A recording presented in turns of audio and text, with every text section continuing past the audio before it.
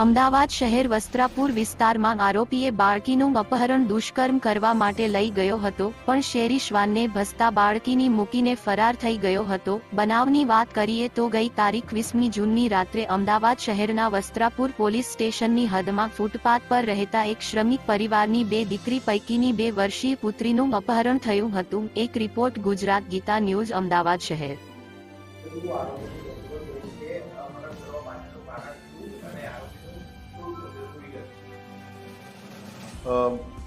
20 તારીખ 20/6/2024 રોજ રાત્રે 22:00 થી 1:00 વચ્ચે એટલે 20 અને 21મીની રાત્રે ગુરુદ્વારાથી વસ્ત્રાપુર તળાવ જતા રોડ ઉપર મેરડીમાના મંદિર પાસે એક જે રોડ સાઈડ એક ફેમિલી રહે છે, તો બહાર સૂતા હતા। એમનું બાળક એની માતા પાસે સૂતું હતું, 2 વર્ષની બાળકી, અને એ અચાનક જ જ્યારે જાગ્યા ત્યારે ખબર પડી કે બાળકી એમની પાસે નથી। શોધખોળ થઈ, પોલીસને જાણ થઈ, ક્રાઇમ બ્રાન્ચની ટીમ તાત્કાલિક સ્થળ ઉપર પહોંચી।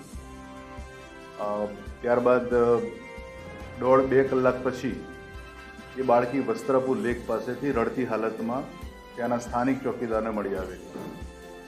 જ્યારે બાળકી મળી ત્યારે ખૂબ જ રડતી હતી, અને જે રીતે મળી આવેલી એ રીતે ચોકીદાર વગેરેને પૂછેલું કે કેવા સંજોગોમાં અને કેવી રીતે બાળકી મળી છે, ત્યારે એમના દ્વારા જણાવવામાં આવેલું કે અચાનક જ ઘણા બધા કૂતરા એકસાથે ભસવાનું શરૂ કરેલું।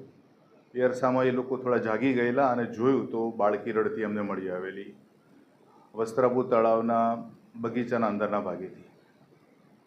ત્યારબાદ જે વસ્ત્રાપુર પોલીસ સ્ટેશન ખાતે બાળકીના અપહરણ બાબતેનો ગુનો નોંધવામાં આવેલો હતો, અને આ બાળકીનું અપહરણ કોણે કર્યું અને કેવા ઉદ્દેશ સાથે કરેલું એની તપાસ હાથ ધરવામાં આવેલી સ્થાનિક પોલીસ સ્ટેશન દ્વારા।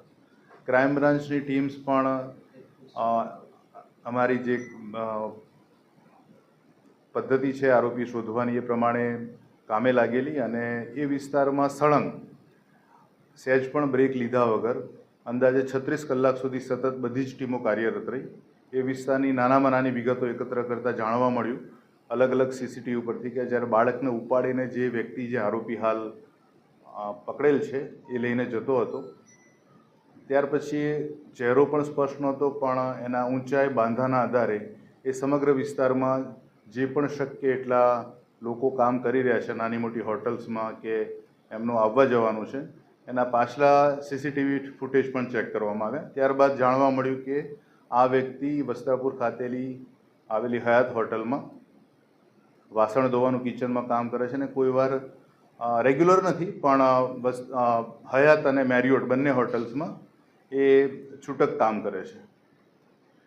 આ એનું આઈડેન્ટિફિકેશન નક્કી કર્યા પછી એને આજે વહેલી સવારે ઉપાડી લેવામાં આવેલો છે।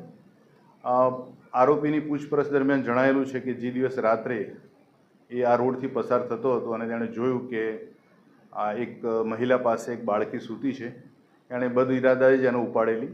એ ઉપાડ્યા બાદ એ વસ્ત્રાપુર તળાવ સુધી લાવેલો અને તળાવના અંદર ભાગે ગયેલો। એનો દુષ્કર્મ કરવાનો જ ઈરાદો હતો। સદનસીબે બાળકી સાથે કોઈ દુષ્કર્મ થયું નથી। અચાનક જ ત્યાં જે સ્ટ્રીટ ડોગ્સ હતા એ ભસવાના ખૂબ શરૂ કરી દીધા, અને એના કારણે આજુબાજુના લોકો જોવા નીકળ્યા, ખાસ કરીને ચોકીદાર, એટલે બાળકીને ત્યાં જ છોડીને ત્યાંથી ભાગી ગયેલો।